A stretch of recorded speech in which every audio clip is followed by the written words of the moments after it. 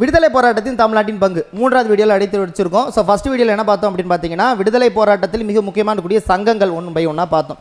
அடுத்த வீடியோ ரெண்டாவது வீடியோவில் என்ன பார்த்தோம் அப்படின்னா, சுதேசி இயக்கம். சுதேசி இயக்கத்தில் தமிழ்நாட்டின் பங்கில் வ.உ. சிதம்பரனார் அவர்களை பற்றி பார்த்தோம். இது மூன்றாவது வீடியோ. கண்டிப்பாக இது ரொம்ப மிக முக்கியமான வீடியோ. தமிழ்நாட்டில் இருக்கக்கூடிய மிதவாதிகள், தமிழ்நாட்டில் இருக்கக்கூடிய தீவிரவாதிகள், தமிழ்நாட்டில் இருக்கக்கூடிய பயங்கரவாதிகள், இந்த மூணு விஷயமும் கண்டிப்பாக ரொம்ப முக்கியம். சிலபஸில் வைஸ் பார்த்தீங்கன்னா இது ரொம்ப மிக முக்கியமான பங்கு வகிக்குது, சரிங்களா? ஆனால் ஸ்கூல் புக்ஸில் பார்த்தீங்கன்னா இதில் தமிழ்நாட்டு சம்மந்தப்பட்ட இருக்கக்கூடிய நபர்கள் கொஞ்சம் கம்மியாக தான் கொடுத்துருக்காங்க. ஆனால் சிலபஸில் இருக்கிறதுனால கண்டிப்பாக இதை நம்ம படிச்சே ஆகணும். ஸோ இந்த வீடியோ ரொம்ப மிக முக்கியமான வீடியோ. ஸோ ஸ்கிப் பண்ணிடாதீங்க. எப்போதும் போல் அந்த வீடியோவை பார்த்துட்டு அடுத்ததுக்கப்புறம் அப்படி தொடர்ச்சியாக பார்த்தீங்கன்னா படம் பார்க்குற மாதிரி இருக்கும். இல்லைனா வால் ஒன்று அங்கே ஒன்று அப்படி படிக்கிற மாதிரி இருக்கும். அதனால் ஒன் பை ஒன்னாக ஃபாலோ பண்ணிவிட்டு வாருங்க. ஸ்கிப் பண்ணாமல் ஃபுல்லாக வீடியோ பாருங்கள், கண்டிப்பாக ஈஸியாக புரியும், சரிங்களா? வாங்க பார்த்துடலாம். ஸோ பார்க்குறதுக்கு முன்பாக பொதுவாக விடுதலை போராட்டம் அப்படின்னு பார்த்தீங்கன்னா, அந்த இயக்கம் இந்திய தேசிய காங்கிரஸ் உருவாக்கப்படும் பொழுதும் சரி, இந்த இயக்கங்கள் இருக்கக்கூடிய செயல்பாடை பொறுத்து அந்த நபர்களை 3 விதமாக பிரிக்கிறாங்க. ஒன்று, மிதவாதிகள். மனுக்கள் மூலமாக ஆங்கிலேயரிடமிருந்து சில விஷயங்களை பெறுறது. நாங்கள் சண்டை போட மாட்டோம், அதிரடியாக இறங்க மாட்டோம், நாங்கள் மனுக்கள் கொடுப்போம், அகிம்சை வழியில் பின்பற்றுவோம் அப்படிங்கிறவங்க தான் மிதவாதிகள். ஃபார் எக்ஸாம்பிள் கோபாலகிருஷ்ண கோகலே, இவர் தான் மிதவாதிகள் எல்லாம் தலைவராக இருந்தார். அகிம்சை வழியில் பின்பற்றக்கூடிய காந்திஜி அவர்களும் மிதவாத கூட்டத்தில் தான் அவருடைய கொள்கையின் அடிப்படையில் மிதவாதிகளாகவே கருதப்படுறார். அப்போ தாதாபாய் நரோஜி, கோபாலகிருஷ்ண கோகலே இவங்கெல்லாம் மிதவாதிகளாக இருக்காங்க இந்தியா முழுக்க. அப்போ தமிழ்நாட்டில் இருக்கக்கூடிய மிதவாதிகள் யாருன்னு நம்ம பார்க்கணும். ஸோ இதுதான் மாட்ரேட் அப்படின்னு இங்கிலீஷில் சொல்லுவாங்க. அடுத்து யார்? தீவிரவாதிகள். ஸோ தீவிரவாதனா எக்ஸ்ட்ரீம்ஸ். தீவிரமான செயல்பாடுகளில் ஈடுபட்டு ஆங்கிலேயர்களை எதிர்க்கக்கூடிய நபர்களை நம்ம தீவிரவாதிகள் அப்படின்னு நம்ம சொல்கிறோம். ஸோ இதன் மூலமாக ஆங்கிலேயர்களுக்கு எதிரான செயல்பாடுகளில் புரிந்து நம்ம ஃபாலோ பண்ணுறது. நல்லா கவனிச்சுக்கணும், ஆங்கிலேயருக்கு எதிரான செயல்பாடு அப்படிங்கிறது இருக்குமே ஒழிய பயங்கரவாத செயல்பாடு எதுவும் இருக்காது. ஒருத்தரை கொன்னா மட்டும்தான் சுதந்திரம் பெற முடியும் அப்படிங்கிற எக்ஸ்ட்ரீம் லெவலுக்கு இவங்க போக மாட்டாங்க. ஐ மீன் டெரரிஸ்டம் லெவலுக்கு போக மாட்டாங்க. அதனால தான் இவங்களை நம்ம எக்ஸ்ட்ரீம்ஸோட நிப்பாட்டுறோம்.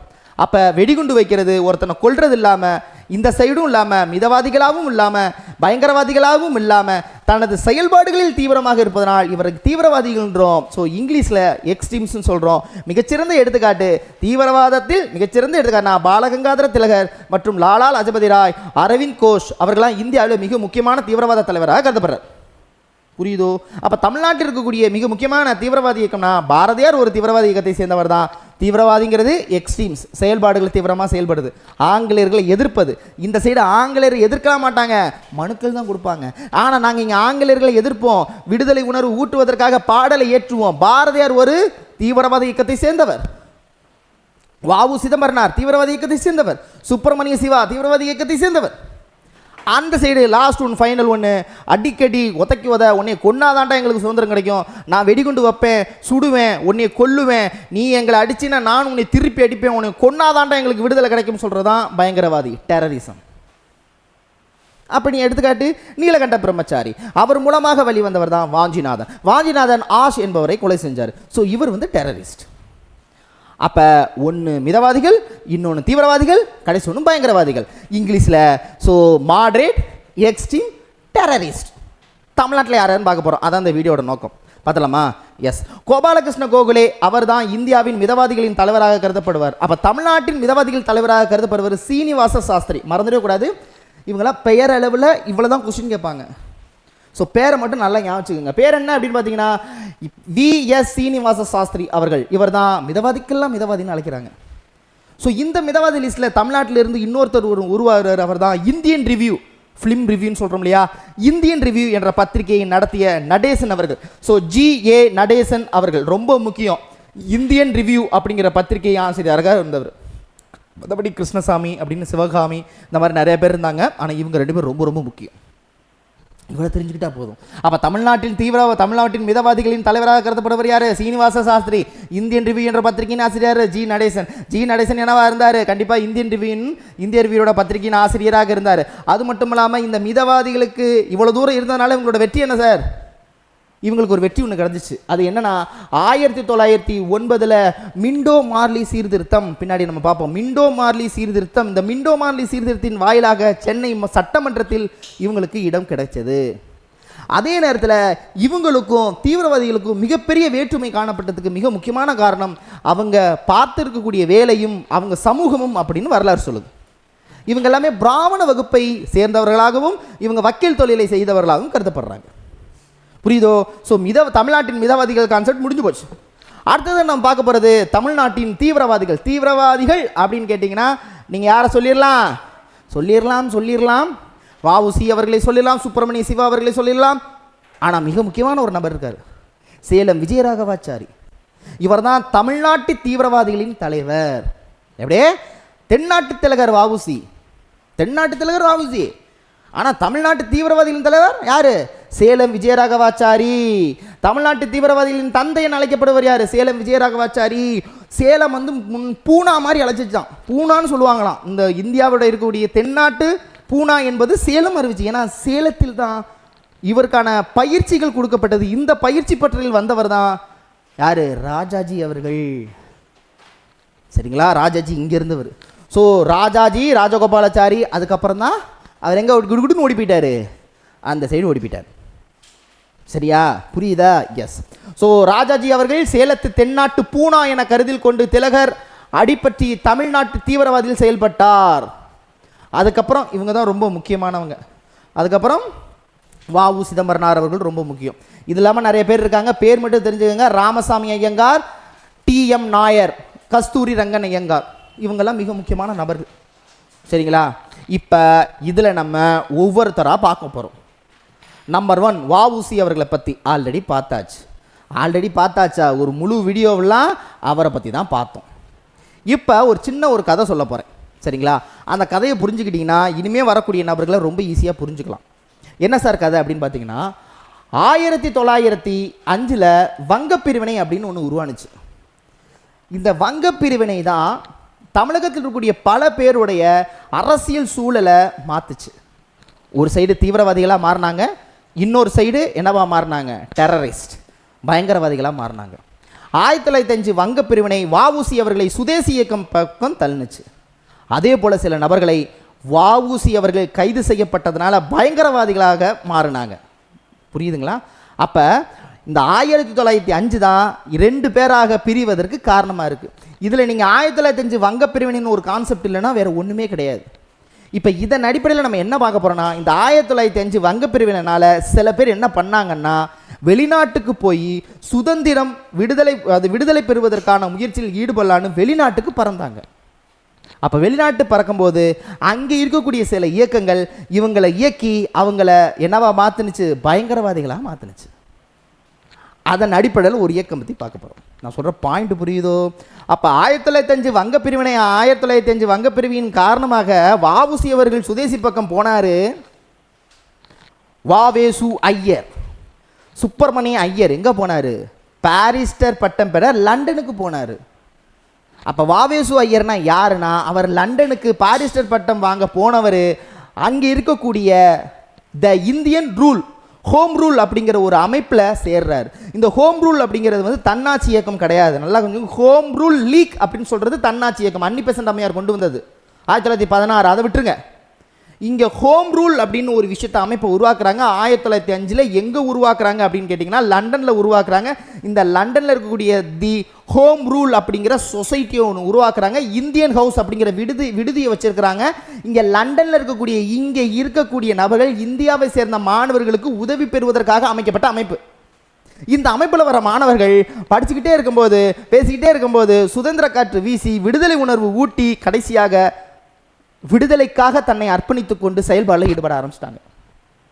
இங்கே இருக்கக்கூடிய மாணவர்களுக்கு பாலகங்காதர திலகர்லாம் என்னது உதவித்தொகை கொடுத்துருக்கதா சொல்லியிருக்காங்க.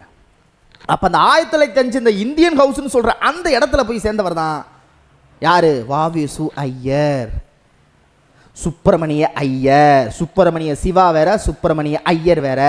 அதனால தான் வாவேசு ஐயர்னு சொல்கிறோம். பாரிஸ்டர் பட்டம் பெறுவதற்காக லண்டன் சென்ற அவர் த இந்தியன் ஹோம் ரூல் அப்படிங்கிற சொசைட்டியில் சேர்றாரு. த இந்தியன் ஹவுஸ் அப்படிங்கிறதுல இருக்கிறாரு. அதில் இருந்து இவர் என்ன பண்ணுறாரு? 1 by 1 ஒரு விஷயமா கற்றுக்கிறாரு. அப்போ படிப்பை தூக்கி வீசிட்டு விடுதலை பெறுவதற்கு எந்த எக்ஸ்ட்ரீம் வழிக்கும் போகலான்னு முடிவெடுக்கிறாரு. பாயிண்ட் புரியுதா? அப்போ இந்த இந்தியன் ஹோம் ரூலை யார் சாமி உருவாக்குனா தெரிஞ்சுக்கணும் இல்லையா, புரிஞ்சுக்கணும் இல்லையா? அதை தான் பண்ண போகிறோம். அப்போ 1905 லண்டனில் செல்வாக்கு மிகுந்த இந்திய ஹோம் ரூல் என்ற சொசைட்டியை நிறுவியவர் கிருஷ்ணவர்மா அப்படிங்கிறவர். தமிழில் கிருஷ்ணவர்மா. ஃபுல் நேம் அப்படின்னு பார்த்தீங்கன்னா சியாம்ஜி கிருஷ்ணவர்மா. இவர் எந்த இந்தியாவை சேர்ந்தவர் தான்? ஸோ சூரத் மாவட்டத்தில் குஜராத்தில் சூரத் மாவட்டத்தில் பிறந்த இவர். வர்மான்னு தெரிஞ்சுக்கோங்க, இன்னும் கிருஷ்ணவர்மான்னு தெரிஞ்சுக்கோங்க. இல்லை என்னது சியாம்ஜி கிருஷ்ணவர்மா, இவர் தான் அது உருவாக்கியிருக்காரு. ஸோ உருவாக்குற நோட்டம் என்னன்னா, மாணவர்கள் இங்கே வந்து படிப்பதற்காக உருவாக்கப்பட்ட சொசைட்டி. ஆக்சுவலாக இது பின்னாளில் எப்படிப்பா கொஞ்சம் கொஞ்சமாக மாறுது. ஸோ மாணவர்கள் இங்கிலாந்தில் அதற்கு பிரச்சாரத்தையும் மேற்கொள்வதற்காகவும் சுதந்திரம் மற்றும் தேசிய ஒருமைப்பாடு பற்றி கருத்துக்களை இந்தியர்களுக்கு உணர்த்தும் விதமாகவும் இந்த ஷாம்ஜி வர்மா தலைவராக பணியாற்றினார். இந்த அமைப்பு இந்திய தேசியவாதிகளால் பெரிதும் ஆதரிக்கப்பட்டது. இந்த பாயிண்ட்டை ஏன் சொல்கிறேன்னா, 1905 நம்ம வர்மா அவர்களால் உருவாக்கப்பட்ட அதாவது ஹோம் ரூல் அப்படிங்கிறதுல தான் யார் வந்து படிக்கிறா? வாவேசு ஐயர் வந்து படிக்கிறாரு. அவரை பற்றி தான் பின்னாடி பார்க்க போகிறேன். ஒரு இன்ட்ரோடக்ஷன் கொடுக்குறேன். இப்போ இந்த இந்தியன் ஹோம் ரூல் அப்படிங்கிற சொசைட்டியின் குறிக்கோள் என்னென்னா, உதவித்தொகை கொடுத்து மாணவர்களை படிப்ப வைப்பது தான். இந்தியா ஹவுஸ் அப்படிங்கிற ஒரு விடுதியை ஒன்று வச்சாங்க. இந்த விடுதியில் தான் யார் வந்து படித்தா? வாவேசு ஐயர் படித்தார். பாலகங்காதர திலகர் மற்றும் பிபின் சந்திரபால் போன்ற தலைவர்கள் மாணவர்களுக்கு வெளிநாட்டு அனுப்புவதற்கான உதவிகளை புரிந்ததாக சொல்கிறாங்க. 1905 உருவாக்கப்பட்ட அந்த இயக்கம் நல்லா தானே போய்கிட்டு இருந்துச்சு. இங்கே ஒரு ட்விஸ்ட் நடக்குது. எப்படி வந்து ஆஷுங்கிற ஒரு மாவட்ட கலெக்டரை வாஞ்சிநாதன் கொலை பண்ண மாதிரி அங்கே ஒருத்தர் கொலை பண்ணியிருப்பார் ஒருத்தரை. அதனால் இப்போ இங்கிலாந்தோடைய ஃபுல் பார்வை இந்த இந்தியன் சொசைட்டிக்கு வந்துருச்சு. அப்போ இங்கேருந்து தீவிரவாத இயக்கத்தை சேர்ந்தவங்க நடத்துகிறாங்கன்னு தெரிஞ்சதுனால ஃபுல் கவனம் இருந்தனால அங்கே இருக்கக்கூடிய மாணவர்கள் டக்குன்னு இடத்த மாற்றிட்டாங்க, பாரிஸுக்கு மாற்றிடுவாங்க. ஸோ அங்கே இருக்கக்கூடிய மாணவர்கள் வேறு வழியின்றி ஒவ்வொரு ஊருக்கும் போனாங்க. அதன் அடிப்படையில் வாவேசு ஐயர் ரஷ்யாவுக்கு போய் குண்டு எப்படி போடலாம், வெடிகுண்டு எப்படி போடலாம்னு கற்றுக்கிட்டு 1910 நேராக புதுச்சேரிக்கு வந்துடுவார். நம்ம ஆளுக்கு எல்லாமே தெரியும். கைவந்த கலை, குத்து சண்டையிலேருந்து ஆரம்பித்து எப்படி துப்பாக்கி சுடுறதுலேருந்து ஆரம்பித்து எப்படி வெடிகுண்டு போடுற வரைக்கும் ஆரம்பித்து எல்லாமே அத்துப்படி. அப்படி புதுச்சேரியில் இருக்கும்போது தான் யாரை பார்க்குறாரு? நம்ம நீலகண்ட பிரம்மச்சாரி. நீலகண்ட பிரம்மச்சாரி யார்? அவர் தான் ஒரு பயங்கரவாதத்தின் அமைப்பின் தலைவர். அது எந்த பயங்கரவாதத்தின் அமைப்பு? அதோட பேர் என்ன? பாரத மாதா சங்கம். பாரத மாதா சங்கத்தை இயற்றிய அவர் 1910. அதே 1910. அப்போ பாரத மாதா சங்கத்தை இயற்றிய நீலகண்ட பிரம்மச்சாரி அவர்கள் அந்த அமைப்பில் இருந்தக்கூடிய வாஞ்சிநாதன் அவர்கள் புதுச்சேரிக்கு வராங்க. புதுச்சேரியில் 2 பேர் மீட் பண்ணுறாங்க. அப்போ பாரத மாதா சங்கங்கிற ஒரு டெரரிஸ்ட், அதாவது பயங்கரவாத அமைப்பை சேர்ந்த நீலகண்ட பிரம்மச்சாரி தனது இயக்கத்தில் இருக்கக்கூடிய ஒரு நபர் வாஞ்சிநாதன் அவருக்கு துப்பாக்கி சுடுறது எப்படின்னு தெரியாது. ஆனால் புதுச்சேரியில் இருந்த வாவேசு ஐயரை சந்தித்து அவருடைய மாணவராக இருந்த வாஞ்சிநாதன் அவர்களுக்கு ப்ரௌனிங்கிற துப்பாக்கியை சொல்லிக் கொடுத்தது யாருன்னா வாவேசு ஐயர் அவர்கள். முடிஞ்சு போச்சு, லிங்க் முடிஞ்சு. இதை பற்றி தான் நம்ம அடுத்தடுத்து பார்க்க போகிறோம். ஸோ ஃபஸ்ட்டு நம்ம பார்க்க போகிறது தமிழ்நாட்டில் இருக்கக்கூடிய யார்? தேசிய போராளிகள். தேசிய போராளிகள் அப்படிங்கிறதும் பயங்கரவாதிகளும் ஒன்று. 3 பேரை மட்டும் நறுக்குன்னு தெரிஞ்சுக்கோங்க. அதில் 2 பேர் ரொம்ப முக்கியமான பேர். வாவே சுப்பிரமணிய ஐயர், வாவேசு ஐயர். முடிஞ்சு போச்சு. 2வது ஆச்சாரியா. கண்டிப்பாக சொல்லி தருவேன். ஆச்சாரியா யார்? மற்றபடி ராஜன் தேவையில்லை, டாக்டர் TSS ராஜன் தேவையில்லை. இந்த 2 பேர் ரொம்ப முக்கியம். அப்போ நம்ம இந்த தீவிரவாத இயக்கத்தை சேர்ந்தவங்களில் மிக முக்கியமாக நம்ம என்ன ஃபஸ்ட்டு கருத்தை போடுறோம்? யாரை பற்றி பார்க்க போகிறோன்னா வாவேசு ஐயரை பற்றி பார்க்க போகிறோம். அதுக்கப்புறம் யாரை பார்க்க போகிறோம்? ஆச்சாரியை பற்றி பார்க்க போகிறோம். இவங்க 2 பேரை பற்றி பார்த்தோம்னா வேலை முடிஞ்சா சார்னா இன்னும் 2 பேர் இருக்காங்க. அதுக்கான லிங்க்கை நான் அழகாக சொல்லுவேன். இப்போதைக்கு நம்ம பார்க்க போகிறது வாவேசு ஐயர் மற்றும் ஆச்சாரியா. வாவேசு ஐயர்கள் எதுக்காக போனார் சார்? பாரிஸ்டன் பட்டம் பெறுவதற்காக போனார் சார். குறிச்சிட்டேன் சார். அவர் எங்கே தந்துக்கிட்டாரு சார்? இந்திய விடுதலை இங்கிலாந்தில் லண்டனில் தங்கினார் சார். சூப்பர். அப்போதைக்கு அங்கே ஒரு பிரச்சனை நடந்தது சார். என்ன பிரச்சனை நடந்துச்சு? 1905 உருவாக்கப்பட்ட இந்தியன் ஹோம் ரூல் அப்படிங்கிற அமைப்பை சேர்ந்த ஒரு நபரை கொண்டுட்டார். அதனால் பிரிட்டிஷோடைய ஃபுல் கண்ட்ரோல் இந்த இந்தியன் ஹவுஸ் சார்ந்துச்சு. அதனால் அங்கே இருந்தால் கழிச்சு போட்டு இருக்கிறதெல்லாம் கழிச்சு போட்டு ஆளாளுக்கு ஒரு இடத்த பறந்து ஓடிட்டாங்க. அதன் அடிப்படையில் நம்மளால் ரஷ்யாவுக்கு போயிட்டார். சொன்னேன்னா வாவேசு ஐயர் அதை தான் சொல்லியிருக்கோம். அப்போ 1908 அது நடக்குது. யாரை கொல்றா? அங்கே இந்தியா விடுதலையில் அந்த இந்திய விடுதியில் தங்கி இருந்த மதன்லால் திங்காரா அப்படிங்கிற ஒரு நபர் யாரை கொல்றாரு அப்படின்னா கர்சன் வாலி அப்படிங்கிற ஒரு நபர் கொல்றாரு. கொன்றதுனால ஃபுல் கண்ட்ரோல் எல்லா பார்வையும் இந்த இந்தியன் விடுதி மேலே சேர்ந்துச்சு.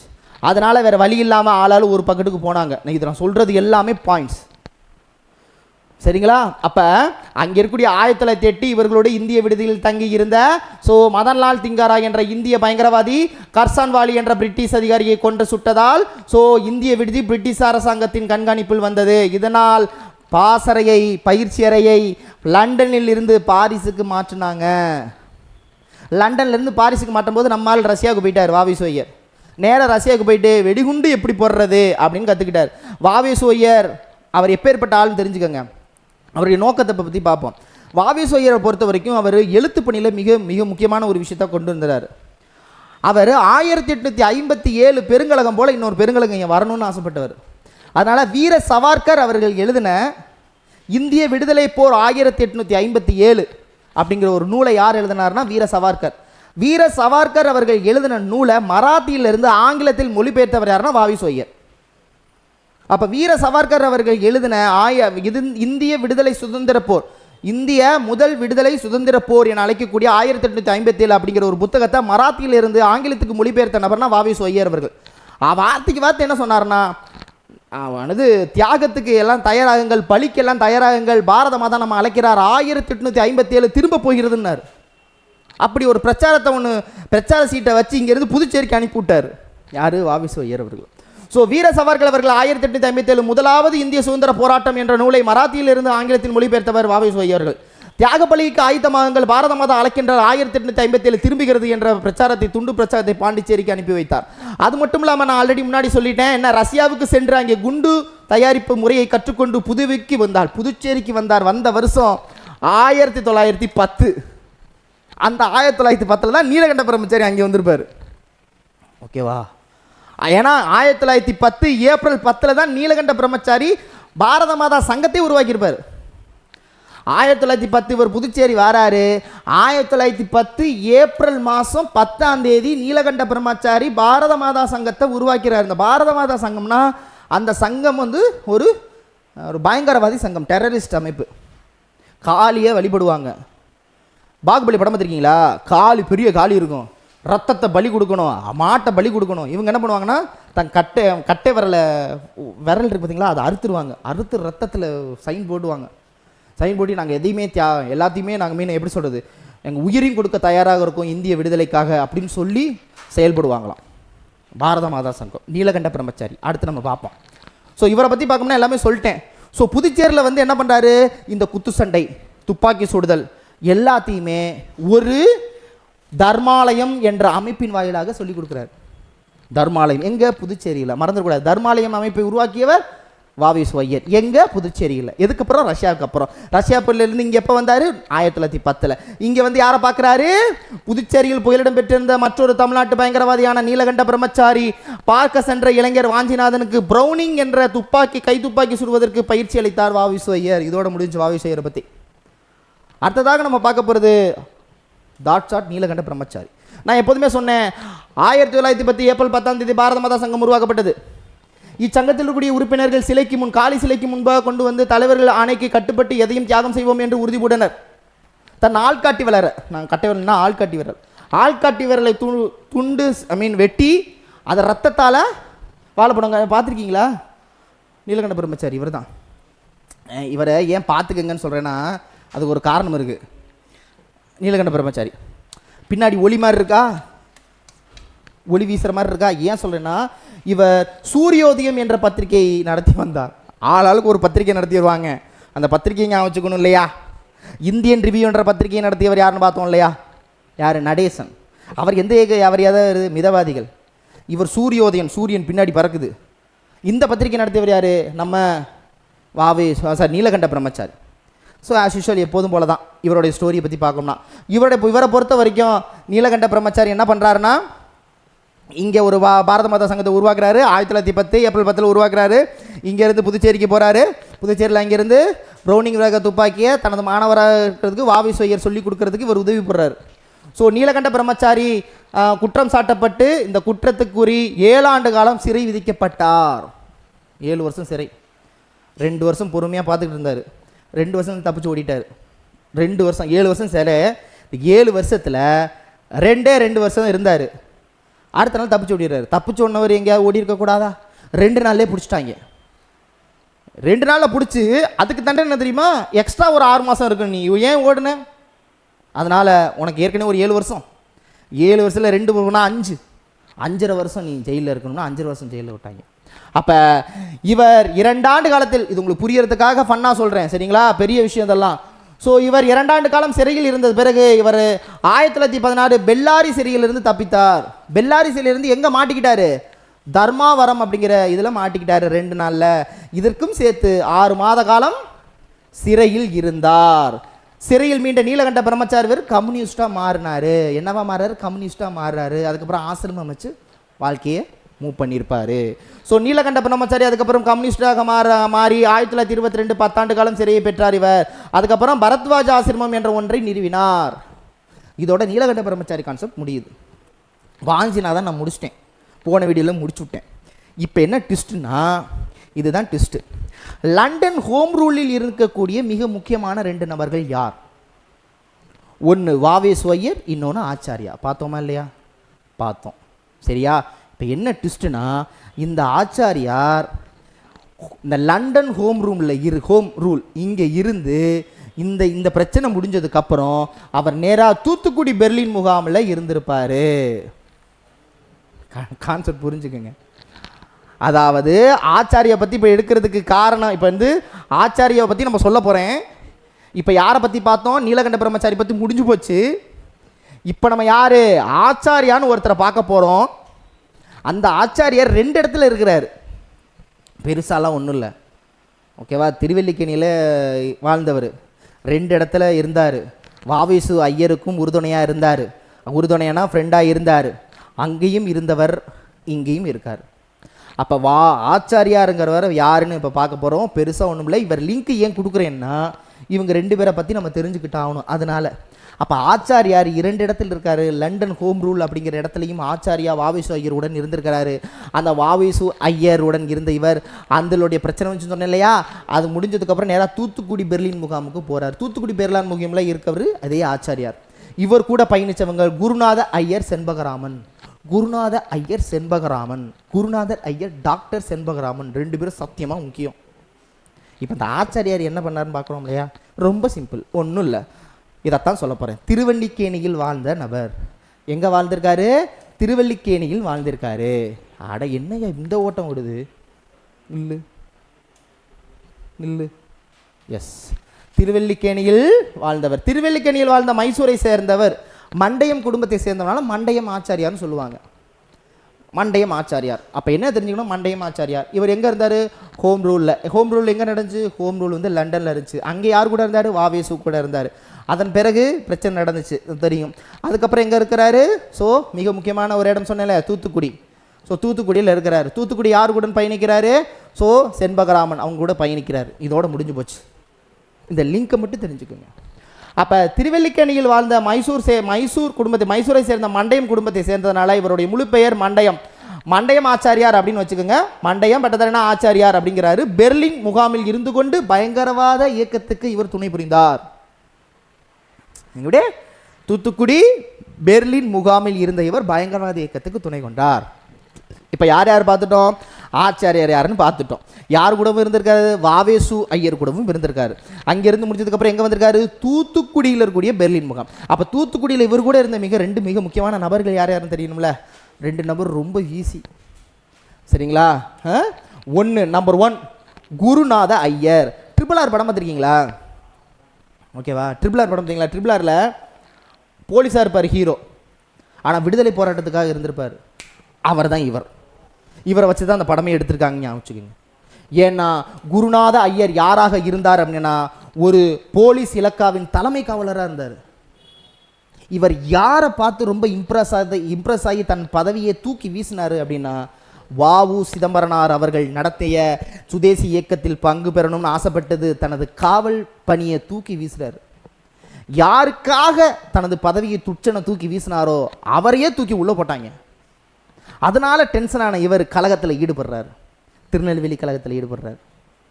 ஒரு தலைமை காவலராக இருந்த ஒரு நபர் தன் தலைமை காவலர் பொறுப்பை துச்சனை தூக்கி வீசி யாருக்காக உள்ள வந்தாரோ அவரே உள்ள தூக்கி போட்டதுனால, கழகத்தில் ஈடுபட்டதுனால சிறைக்கு போறார். காவலராக இருந்தவர் சிறைச்சாலையில் அடைக்கப்படுறார்.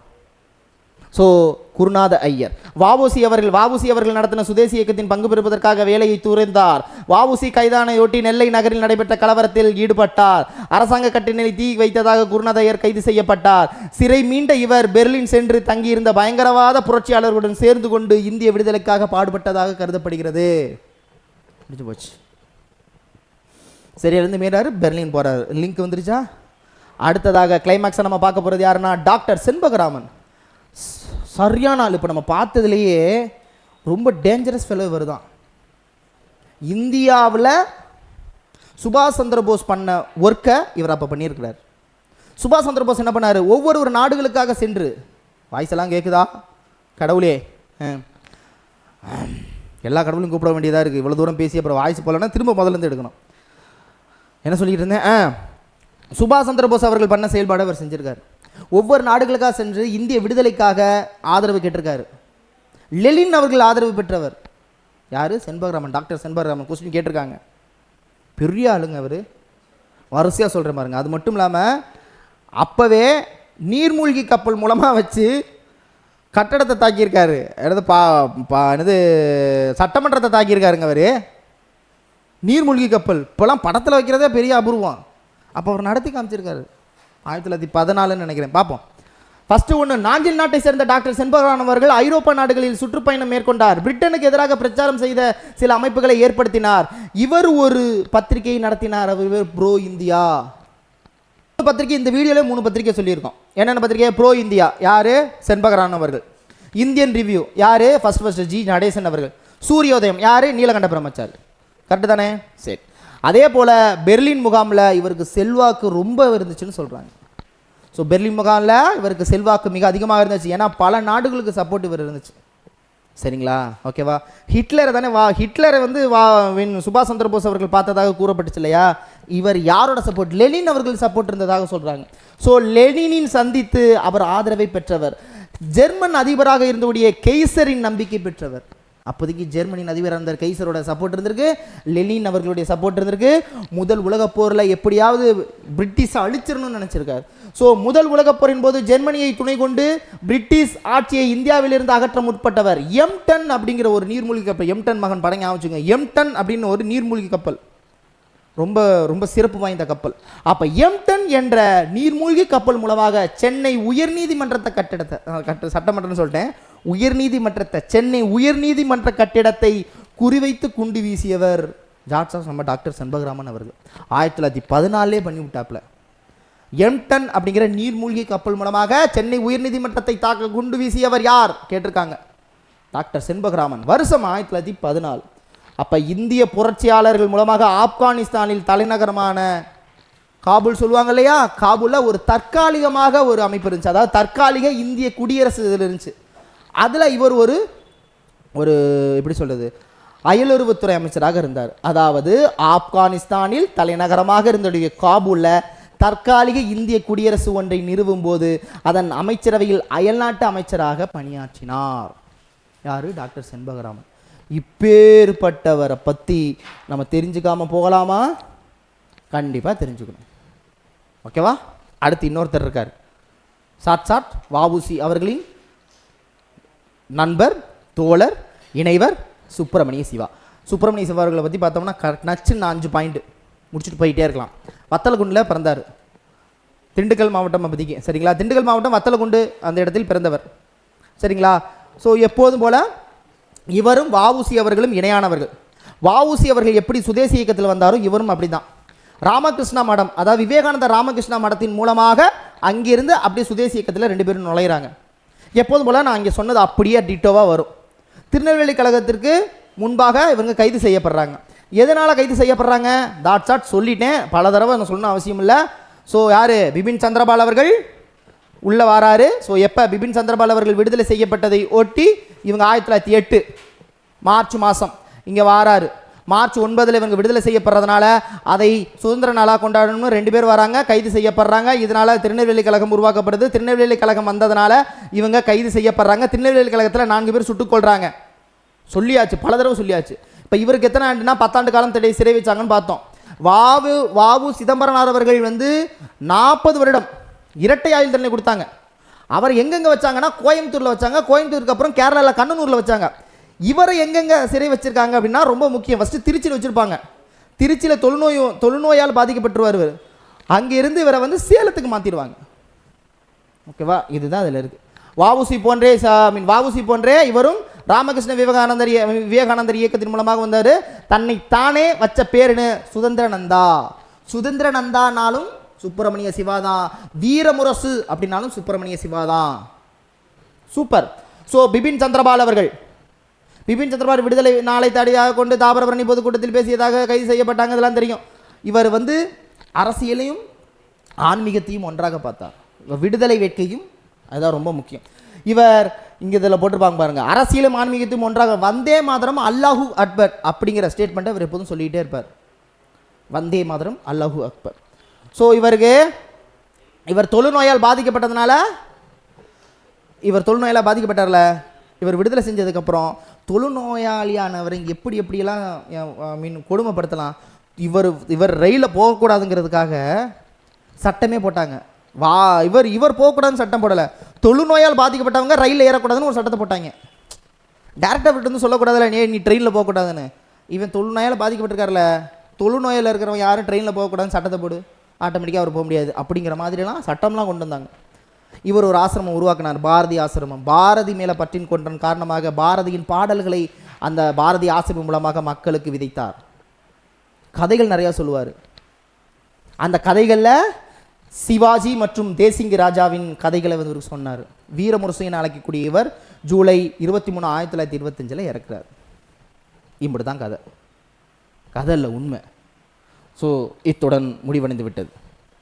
அப்போ இந்த வீடியோவில் நம்ம பார்த்ததெல்லாம் ரொம்ப ரொம்ப முக்கியம். இதெல்லாம் நீங்கள் புக்கிலெல்லாம் தேடியெல்லாம் கண்டுபிடிக்க முடியாது. உங்களுக்கு பக்காவாக என்ன வேணுமோ அதை தேடி கொண்டு வந்து கொடுத்துருக்கேன். மிஸ் பண்ணாதீங்க, சப்போர்ட் பண்ணுங்கள், கமெண்ட்டில் மெசேஜ் பண்ணுங்கள். அது பார்த்தா நம்மளுக்கு அடுத்தடுத்த வீடியோ போகிறதுக்கு எனக்கு கொஞ்சம் எனர்ஜெட்டிக்காக இருக்கும். சரிங்களா? Thank you so much. இப்போ நம்ம வீடியோவில் பார்த்ததுன்னா தமிழ்நாட்டில் இருக்கக்கூடிய மிதவாதிகள் யார், தமிழ்நாட்டில் இருக்கக்கூடிய தீவிரவாதிகள் யார், தமிழ்நாட்டில் இருக்கக்கூடிய பயங்கரவாதிகள்னு ஒன் பை ஒன்றா பார்த்துட்டோம். இனிமேல் நம்ம பார்க்கக்கூடிய நபர்கள்னா சுப்பிரமணிய பாரதி அவர்களை பற்றி பார்க்கணும். சுப்பிரமணிய பாரதி அவர்கள் பார்த்தோம். அப்போ அதுக்கப்புறம் தன்னாட்சி இயக்கம் ஒன் பை ஒன்றா நம்ம பார்த்துட்டோம்னா கிட்டக்கிட்டு விடுதலை நோக்கி நம்ம போயிடலாம். Thank you so much. மீண்டும் சந்திக்கலாம். சந்திக்க வர உங்களுக்கு விடைபெறுவது உங்கள் அனுப்பிச்சவர்களும் கார்த்திக். நன்றி, வணக்கம்.